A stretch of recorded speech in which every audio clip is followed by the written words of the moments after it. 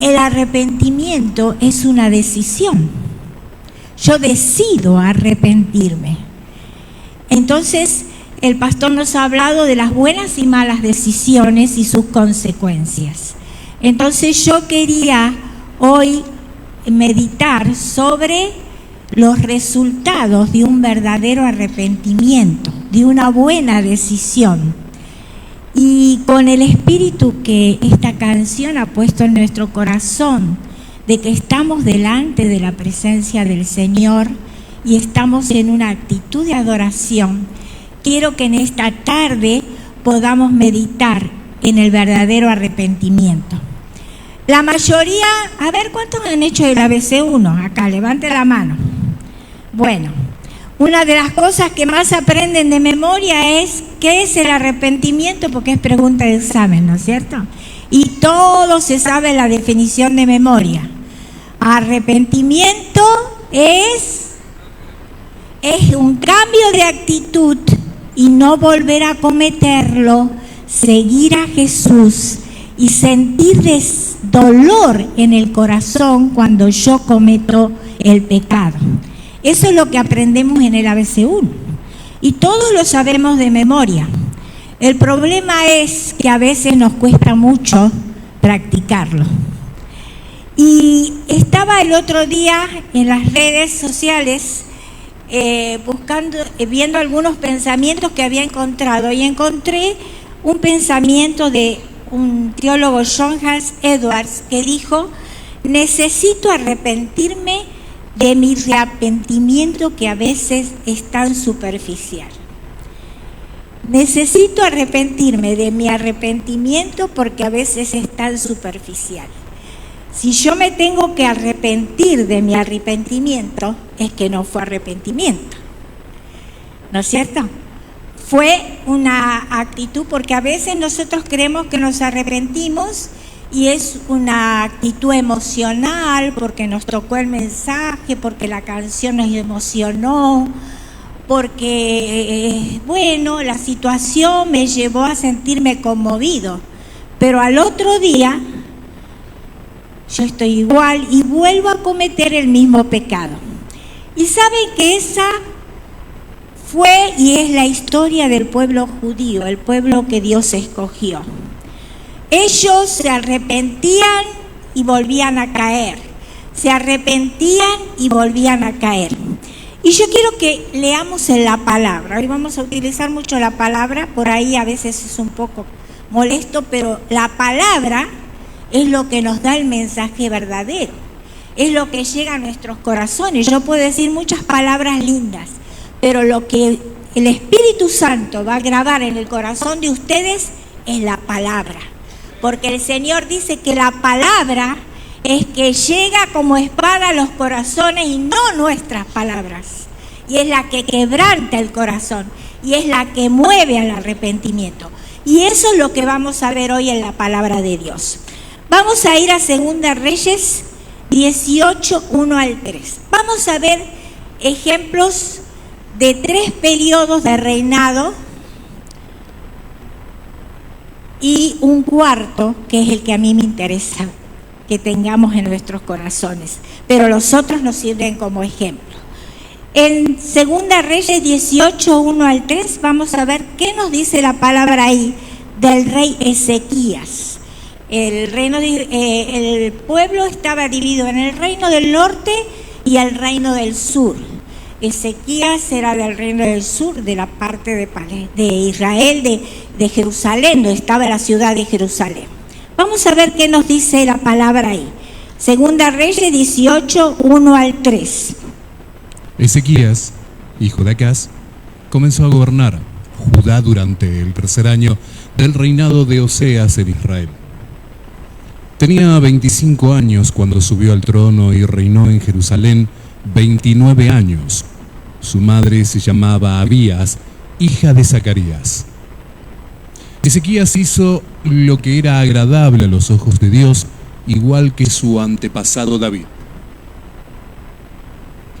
Cuando Ezequías llegó al trono, fue más o menos en el 640, 630, en esos años vamos a estar viendo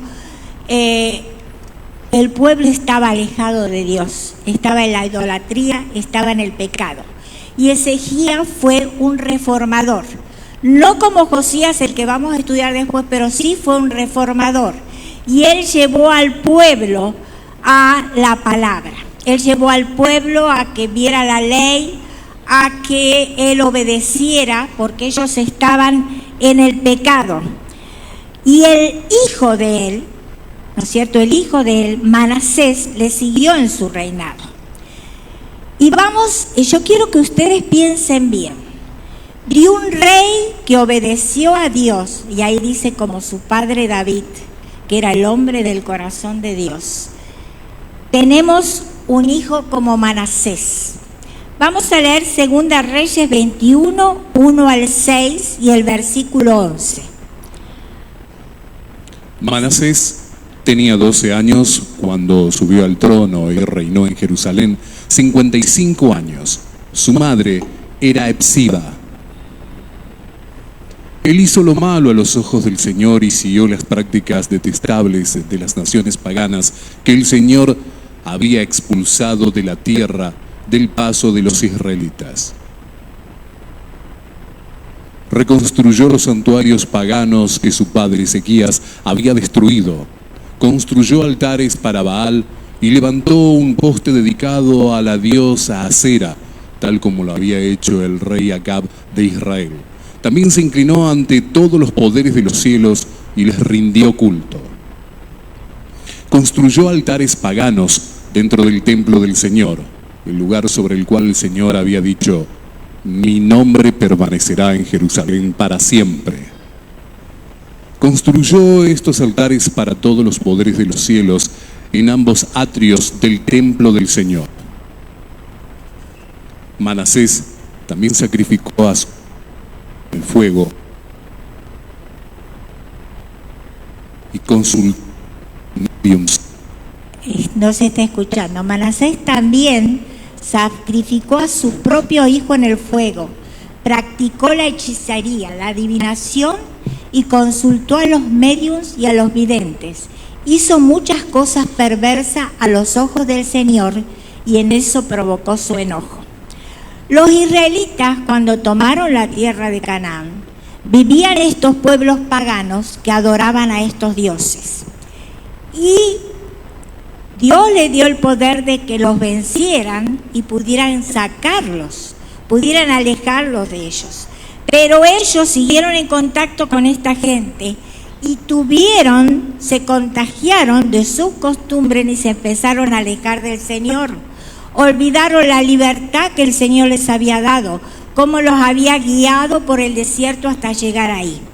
Y en este momento vemos que Manasés, que era hijo de un rey como fue Ezequías, dice que volvió a hacer todo lo que el padre había destruido, él lo volvió a poner. Y saben que él hizo cosas peores, ¿no es cierto? Peores. Si nosotros vamos al versículo 11, Pablo hizo cosas peores que los que habían hecho los de la propia tierra. El rey Manasés de Judá ha hecho muchas cosas detestables. Es un más perverso que los amorreos, que eran los que habían conquistado, quienes vivían en esta tierra antes que Israel. E hizo que la gente de Judá pecara con sus ídolos. Él hizo todo eso. Y encima sacrificó a su propio hijo en los brazos de Baal. Ustedes saben que ellos llevaban a sus niños, los ponían en los brazos del Dios y los prendían fuego para sacrificarlo a ese Dios. Las ceremonias religiosas a Baal, y Baal tenía su esposa que era Artemisa, ellos eran ceremonias que realizaban con prostitutas. Las sacerdotisas del templo eran prostitutas y a través de la prostitución ellos realizaban las ceremonias y estas mujeres tejían las cortinas que separaban los lugares donde se realizaban las orgías. En el lugar donde era el templo sagrado que Dios había hecho y había enseñado y había dicho al pueblo que ellos debían tenerlo dedicado para Él y para adorar a Él, ellos hicieron esto, este rey hizo esto y profanó el templo del Señor. Ahora, vamos al hijo de Manasés, Amón, Segunda Reyes 21, 19 al 23, Pablo. Amón tenía 22 años cuando subió al trono y reinó en Jerusalén 2 años. Su madre se llamaba Mesulemelet y era hija de Arús de Jotba. Él hizo lo malo a los ojos del Señor, tal como su padre Manasés. Siguió el ejemplo de su padre al rendirles culto a los mismos ídolos que su padre había venerado. Abandonó al Señor Dios de sus antepasados y se negó a andar en los caminos del Señor. Tiempo después, los propios funcionarios de Amón conspiraron contra él y lo asesinaron en su palacio. Fíjense ustedes, de un padre como Ezequías nació un hijo y un nieto como Manasés y Amón. Pero ahora vamos a ver qué pasó con el hijo de Amón. Y acá está la parte que a mí me interesa, la vida de Josías. Y yo he estado leyendo y pensando mucho en la vida de este rey, porque vivió muy pocos años, vivió 39 años, murió joven, pero desde el momento que él fue instituido por rey a los 8 años, él fue un hombre que agradó y sirvió al Señor. Y quiero que escuchemos bien la vida de él, porque tiene enseñanza para todas las edades. Podemos ver en la vida de Josías una experiencia que nos sirve a todos, porque hasta los 39 años también yo puedo encontrar un gran ejemplo en la vida de él para mí que tengo 74. Entonces yo veo que el ejemplo de Josías quedó en la Biblia grabado porque es una fuente de sabiduría y de entendimiento para cada uno de nosotros. Vamos a leer entonces ahora cómo Josías llega al trono. En Segunda Reyes, capítulo 22, vamos a empezar a leer desde el versículo 1. Josías tenía 8 años cuando subió al trono y reinó en Jerusalén 31 años. Su madre se llamaba Jedida y era hija de Adaía de Boscat. Él hizo lo que era agradable a los ojos del Señor y siguió el ejemplo de su antepasado David. No se apartó de lo que era correcto. Durante el año 18 de su reinado, el rey Josías envió al templo del Señor a Safán, hijo de Azalía y nieto de Mesulam, secretario de la corte. Le dijo: ve a ver al sumo sacerdote Hilcías y pídele que cuente el dinero que los porteros han recaudado de la gente en el templo del Señor. Confía este dinero a los hombres que fueron designados para supervisar la restauración del templo. Así ellos podrán usarlo para pagar a los trabajadores que reparan el templo del Señor. Tendrán que contratar carpinteros, constructores y albañiles. También haz que compren toda la madera y la piedra labrada que se necesite para reparar el templo. Pero no les exijas a los supervisores de la construcción que lleven cuenta del dinero que reciben, porque son hombres honestos y dignos de confianza. El sumo sacerdote Hilcías le dijo a Safán, secretario de la corte: he encontrado el libro de la ley en el templo del Señor. Entonces Hilcías le dio el rollo a Safán y él lo leyó. Safán fue a ver al rey y le informó: tus funcionarios han entregado el dinero recaudado en el templo del Señor a los trabajadores y a los supervisores del templo. Safán también dijo al rey: el sacerdote Hilcías me entregó un rollo. Así que Safán se lo leyó al rey. Cuando el rey oyó lo que estaba escrito en el libro de la ley, rasgó su ropa en señal de desesperación. Luego dio las siguientes órdenes a Hilcías, el sacerdote, a Ahicam, hijo de Safán, a Acbor, hijo de Micaías, a Safán, secretario de la corte, y a Asaías, consejero personal del rey. fíjense ustedes una cosa, él comenzó a reinar a los 8 años, era un niño. Piensen ustedes que tienen hijo que es un niño de 8 años. Evidentemente tendría sus asesores, ¿no es cierto? Pero también hay una característica acá. En todos los capítulos se nombra la madre que tenía el rey. ¿Se han fijado? A todos los capítulos se nombra la madre que tenía el rey. Y cuando una madre se nombra en la Biblia es porque era muy buena o porque no fue buena. Evidentemente la madre de Amón y la madre de Manasés no fueron buenas madres que los guiaron, no tuvieron una educación en el Señor, pero evidentemente la madre de Josías sí, porque tenía 8 años y ya su corazón estaba tocado por el Señor para poder hacer la obra que Dios había puesto en sus manos. Por eso se la nombra ahí a su madre. Ahora fíjense ustedes cómo estarían las cosas en ese país cuando el templo estaba destruido y él había mandado que la gente fuera a sacar todos los cachivaches, podemos decir, ¿no es cierto?, que había ahí guardados, serían muebles viejos, cosas viejas, todas las cosas que se usaban en el santuario porque habían sido sacadas para poner la idolatría y que puedan restablecer el templo. Y cuando empezaron a encontrar todas esas cosas, nos podemos hacer la idea que cuando vamos nosotros a la pieza donde tenemos guardadas las cosas de trabajo, las herramientas, ¿no es cierto? Siempre es una pieza aparte, que a veces no está bien ordenada como la mía, y a veces uno no encuentra las cosas, ¿no es cierto? Bueno, entonces eso era la idea que yo me hacía cuando leía esto. Y en medio de toda esa basura se encuentra el rollo de la palabra. ¿Qué pueblo que se dice ser el pueblo de Dios puede ser bien guiado si no tenía la palabra? ¿Cuántos años habían estado ellos sin ese rollo? Imagínense, 50 años había reinado el otro rey y ese rey había estado en la idolatría. ¿Cuántos años habían estado sin la palabra?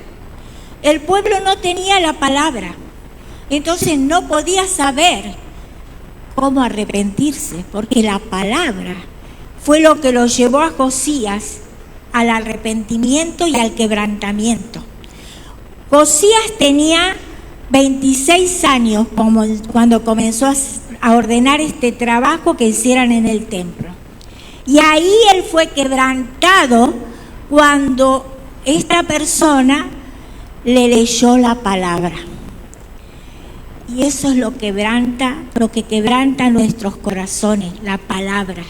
Dios llega a nuestros corazones por la palabra, a través de su espíritu, y es el que nos mueve al arrepentimiento como lo movió a Josías, y al verdadero arrepentimiento. No a un arrepentimiento emocional que me lleva a mí a llorar. Sí, el arrepentimiento me lleva a llorar. Y gracias a Dios, yo siempre le doy gracias a Dios porque me ha permitido tener lágrimas. Es un don de Dios poder llorar. Pero es un llanto de dolor verdadero.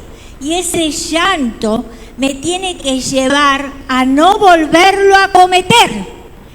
Ese es el verdadero arrepentimiento.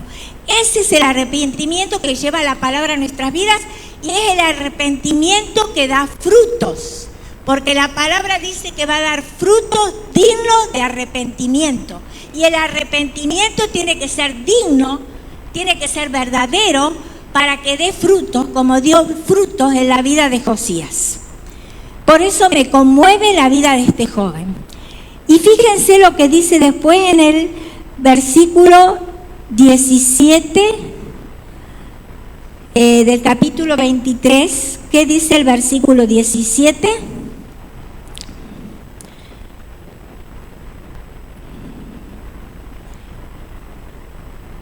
Perdón, 23, 1 al 10, Pablo, me equivoqué, 23, 1 al 10. ¿Qué dice ahí? Lo que él continúa haciendo, fíjense ustedes. Entonces el rey, todos los ancianos de Judá y de Jerusalén. Luego subió al templo del Señor junto con todos los habitantes de Judá y de Jerusalén, acompañado por los sacerdotes y los profetas, toda la gente, desde el menos importante hasta el más importante. Allí el rey les leyó todo el libro del pacto que se había encontrado en el templo del Señor. El rey tomó su lugar de autoridad junto a la columna y renovó el pacto en presencia del Señor. Se comprometió a obedecer al Señor cumpliendo sus mandatos, leyes y decretos, con todo el corazón y con toda el alma. De esa manera, confirmó todas las condiciones del pacto que estaban escritas en el rollo, y toda la gente se comprometió con él, con el pacto. Vamos a leer hasta ahí. Fíjense ustedes, ahí hay una cosa que a mí me llamó la atención. Dice que él convocó a todo el pueblo, a los importantes y a los no importantes. La palabra de Dios es para todos. No hay hombre, mujer, judío, ni gentil, como dice la palabra. Todos fueron a escuchar la palabra. Hasta el más pequeño fue a escuchar la palabra. Y dice que el rey se paró al lado de la columna y ejerció su autoridad. Y esa palabra a mí me gusta, porque la autoridad a él se la dio el Señor a través de su palabra, para que él pudiera dar la palabra al pueblo. Nosotros no podemos dar la palabra si Dios nos da la autoridad. Y si nosotros no tenemos la autoridad de Dios para darla, la palabra vuelve vacía. Entonces, él tuvo la autoridad del Señor y se paró al lado de esa columna, que era la columna que daba autoridad al rey. Y él llamó al pueblo al arrepentimiento. Y él dice la palabra que todo el pueblo se comprometió con el pacto que él estaba haciendo delante de la presencia del Señor. Los pactos son de Dios. Dios, dice la Biblia, es el Dios de los pactos. Y cuando nosotros entregamos nuestra vida a Dios, estamos haciendo un pacto con Él. Estamos aceptando el pacto de Él. Cuando nosotros entregamos nuestra vida a Dios, estamos aceptando la palabra de Él y estamos entendiendo que un verdadero arrepentimiento es el que da buenos resultados. Que un verdadero arrepentimiento es aquel que me lleva a esforzarme cada día en no volver a cometer lo mismo. Y fíjense, acá hay una cosa muy importante que yo dije antes, versículo 17, Pablo, del capítulo 23. Fíjense ustedes cómo son los planes de Dios. ¿Qué es ese monumento que está allí?, preguntó Josías.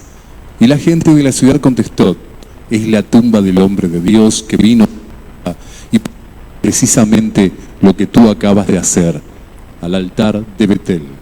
Miren, 100 años antes, un hombre, un profeta, y no está el nombre de la Biblia, Primera Reyes 13, 1 y 2, el Señor le había profetizado al pueblo que Josías iba a hacer lo que estaba haciendo en ese momento. Cuando él dijo, ¿qué es ese monumento?, era que estaba volcando y destruyendo todos los monumentos idólatras que había ahí. Y dice la palabra, no lo quiero leer porque es muy largo, que los sacerdotes que habían compartido con los sacerdotes idólatras no fueron autorizados más a poder ejercer su sacerdocio. Ellos podían comer del pan para no morirse de hambre, pero no podían ejercer su sacerdocio. Y fíjense lo que dice Primera Reyes 13, 1 y 2.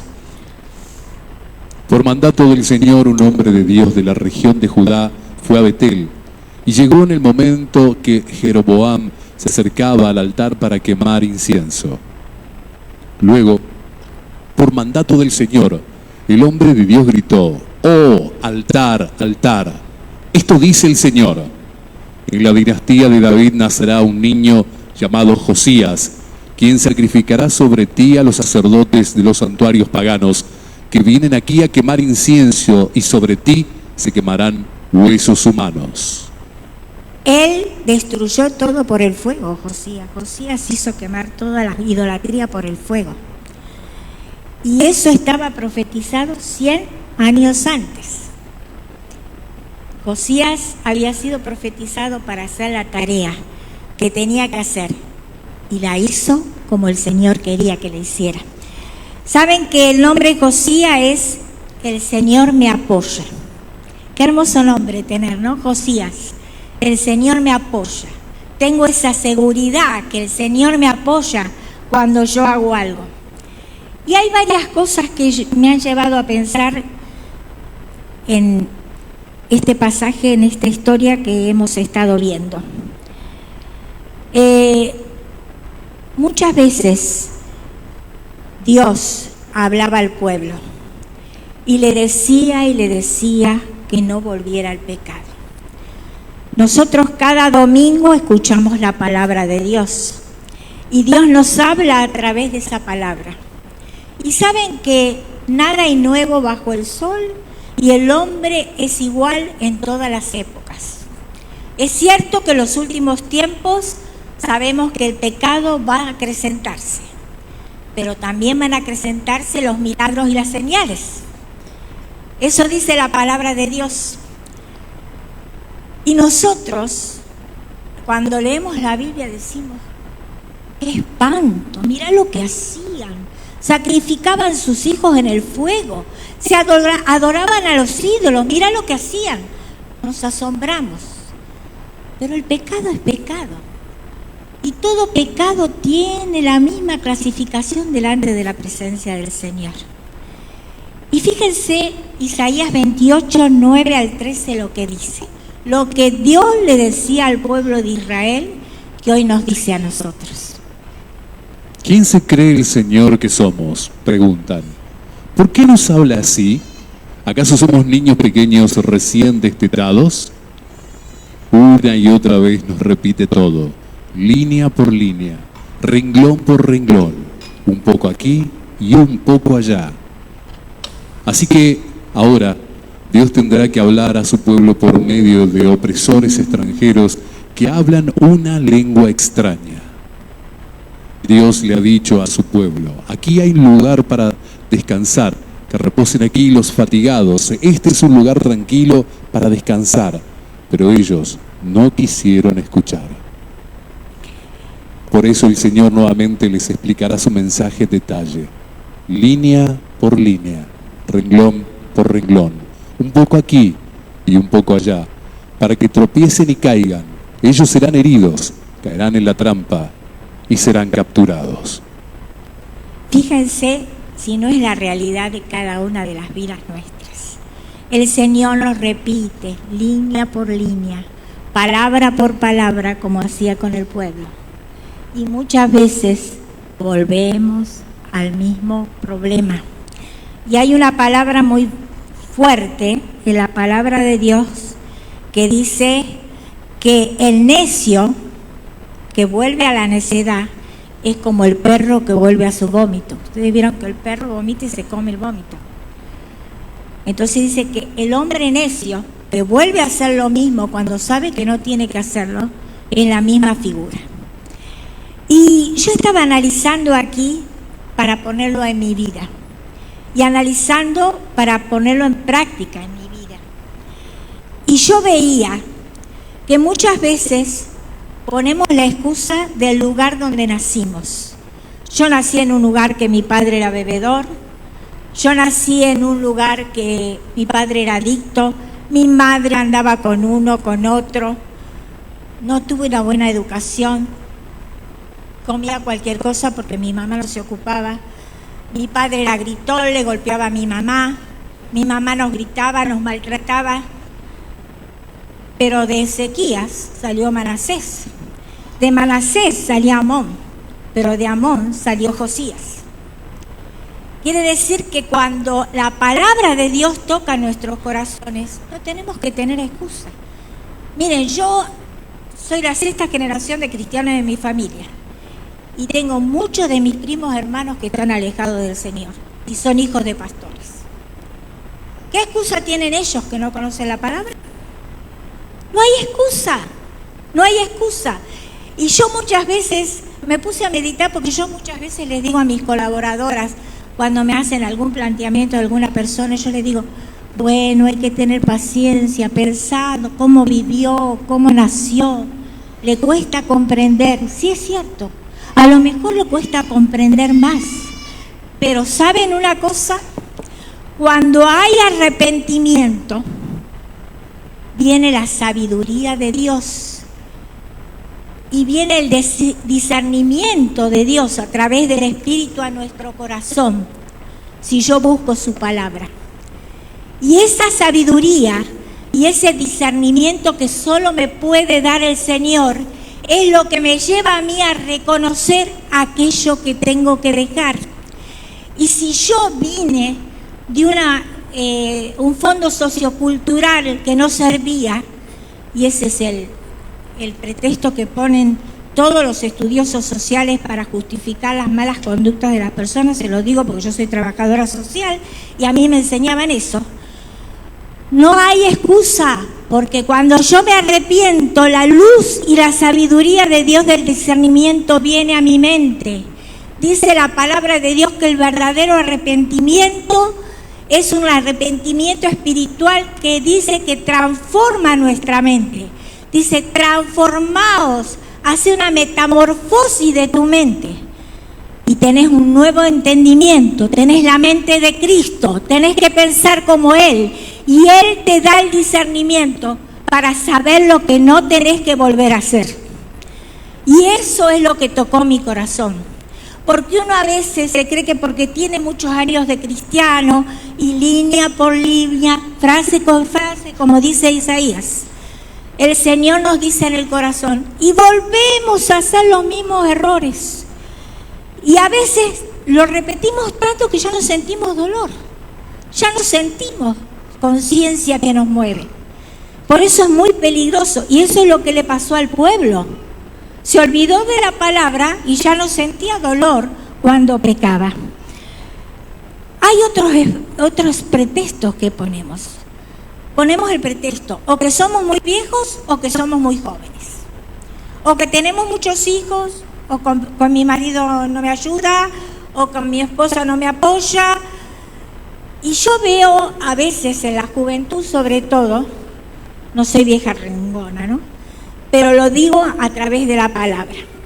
Siempre pone la excusa de la edad, del estudio, de que todavía me falta entender un poco, de que no me comprenden, mis padres no me entienden, no me ayudan, tengo que estudiar, no tengo tiempo para trabajar, no tengo tiempo para ayudar a la casa, no tengo tiempo para nada. Y Josías tenía 8 años. Y Josías tenía 26 años y tuvo la sabiduría y el discernimiento para cambiar y transformar una nación. Entonces, ¿qué pretexto pueden tener los jóvenes de hoy?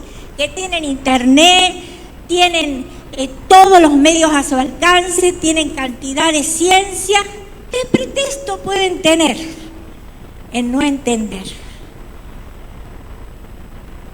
Ni los mayores tampoco.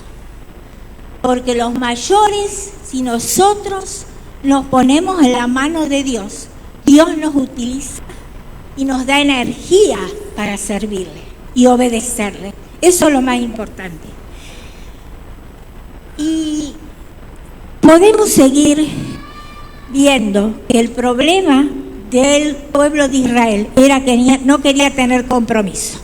¿Vieron como las parejas ahora nuevas cada vez se usa más? No querer casarse para no tener compromiso. Total, si no me entiendo, aunque hayan pasado 10 años, me voy. Eso es falta de compromiso, ¿no es cierto? Cuando yo hago un casamiento, hago un contrato civil ante la ley. Pero cuando yo ya, que hice el contrato civil, voy ante la presencia de Dios para pedir mi bendición, ya tengo un pacto, pero tengo un contrato, tengo un pacto divino. Ahí está la diferencia. Y a veces no queremos ese compromiso. Y saben que a veces hasta ponemos la excusa que no tenemos plata, no nos casamos porque no tenemos plata para pagar la fiesta. A mí me lo han dicho. Entonces, ¿Qué compromiso tenemos con el Señor? ¿Qué deseos de un verdadero arrepentimiento? Y saben que los pactos de Dios se cumplen. Dios es un Dios de promesas, ¿no es cierto? Y cuando nosotros tenemos un verdadero arrepentimiento, tenemos la verdadera independencia. Porque si no, siempre estamos agarrados con cadenitas que nos esclavizan y no podemos ser independientes. Pero también el arrepentimiento trae restauración a nuestra vida. Y Dios le había prometido al pueblo que Él los iba a bendecir, los iba a prosperar, les iba a dar de todo si ellos cumplían su pacto. Ahora, un pacto es un contrato, ¿no es cierto? Un contrato, y tiene una parte que se va a cumplir y tiene un plazo para que se cumpla. Y Dios, cuando hace una promesa, tiene un plazo para cumplir sus promesas en nuestra vida, cuando nos hace las promesas a nosotros. Pero si nosotros no cumplimos nuestra parte, Dios no puede cumplir su promesa. Hay dos partes. Dios hace la promesa, yo la recibo. Si yo cumplo las condiciones que Dios me pone, como le puso al pueblo, Él cumple su promesa. Entonces después, cuando oremos, no nos quejemos que no recibimos respuesta. Ahí está. Dios no puede escuchar la oración si no me he arrepentido verdaderamente. Y eso a mí me tocó mucho, porque yo digo, yo quiero vivir de las promesas del Señor, es lo único que me puede sostener, que Él cumpla sus promesas en mi vida. Pero si yo no cumplo mi parte, Dios no puede cumplir su promesa. Entonces, es muy importante que podamos ver, que podemos tener sabiduría, discernimiento y promesas cumplidas en nuestra vida cuando nosotros obedecemos y tenemos un verdadero arrepentimiento. ¿Y saben una cosa? El verdadero arrepentimiento no solo trae restauración. ¿Qué es restaurar? Si ustedes hablan de restaurar un mueble viejo, es restauro un mueble, es la palabra corriente que nosotros usamos, un mueble antiguo y lo restauro. Vieron que ahora se utiliza pintar todos los muebles con pintura látex, no con pintura de esmalte como pintábamos antes, y todos los muebles los pintamos. En mi casa yo hice eso. Anita me pintó todos los muebles de otro color. Lo restauró. Era un mueble viejo, me lo restauró. Pero la palabra de Dios, la palabra restaurar no quiere decir eso. La palabra restaurar quiere decir que si Dios me restaura, Dios me vuelve a mi estado original en el cual me creó. Cuando yo paso al altar y entrego mi vida al Señor y digo, Señor, limpia mis pecados, perdóname, me arrepiento, en ese momento que el Espíritu Santo me sella, yo soy un nuevo Adán. Salgo de ahí limpio de pecado. Dios cumple su palabra. Pero cuando salí a la puerta, yo no cumplí la otra parte. ¿Se dan cuenta? Por eso no puedo mantener esa santidad, porque no cumplo con el verdadero arrepentimiento. El verdadero arrepentimiento trae restauración y trae avivamiento. ¿Saben cuándo va a haber grandes avivamientos? Cuando nosotros nos arrepintamos diariamente y confesemos nuestros pecados y cumplamos nuestra palabra ante el pacto del Señor, de tratar de no volverlos a cometer.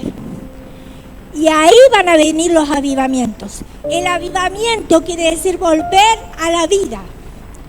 Y la palabra de Dios promete que el pueblo de Dios en los últimos tiempos va a poder tener avivamientos, señales y milagros. Y nosotros tenemos milagros y señales. Ahora ya hay señales en los cielos. Ojo, tenemos que tener el discernimiento del Espíritu para saber si son del diablo o son del Señor. Cuidado. Dios cumple sus promesas y nos va a dar un avivamiento. Podemos tener una iglesia, está creciendo nuestra iglesia, pero puede crecer mucho más en poco tiempo si cada uno de nosotros empezamos a analizar nuestra vida y pensar si estoy con un verdadero arrepentimiento. Pidámosle al Señor en este momento. Oremos. Vamos a orar en silencio, mediten. Y vamos a pedirle al Señor cada uno que Él nos esté mostrando de qué tengo que arrepentirme. ¿Qué tengo que transformar en mi vida para que tú cumplas tus promesas y pueda vivir un avivamiento en mi iglesia? De nosotros depende la vida de la iglesia, de nuestra actitud, de no olvidarnos de su palabra, de buscarla y tener el discernimiento para entender qué es aquello que tengo que arrepentirme. Antes de haber cambio tiene que haber arrepentimiento. Por eso no les digo piensen qué tengo que cambiar, sino piensen en qué tengo que arrepentirme. Y el Señor puede obrar, puede obrar. Y saben que el pueblo de Dios fue quebrantado muchas veces. Y sí,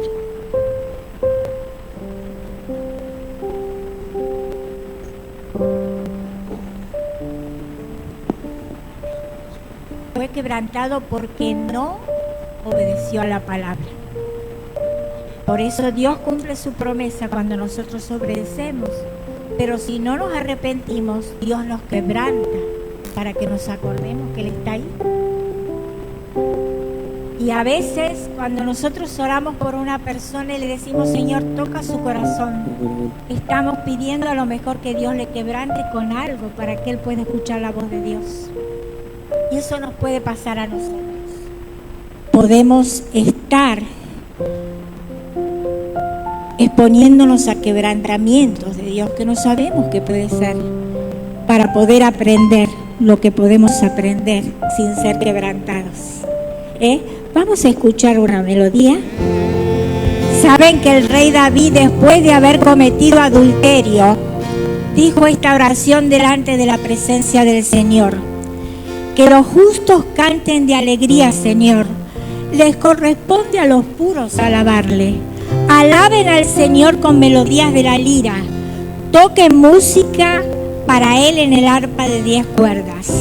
Entónenle canción de cántico nuevo, de alabanza. Toquen el arpa con destreza. Pero antes Él dijo: mientras me negué a confesar mi pecado, mi cuerpo se consumió y gemía todo el día. Día y noche tu mano de disciplina pesaba sobre mí. Mi fuerza se evaporó como agua al calor del verano. Finalmente confesé mi pecado y ya no intenté ocultar mi culpa. Me dije, le confesaré mis rebeliones al Señor, y tú me perdonaste. Toda mi culpa desapareció. Gloria a Dios.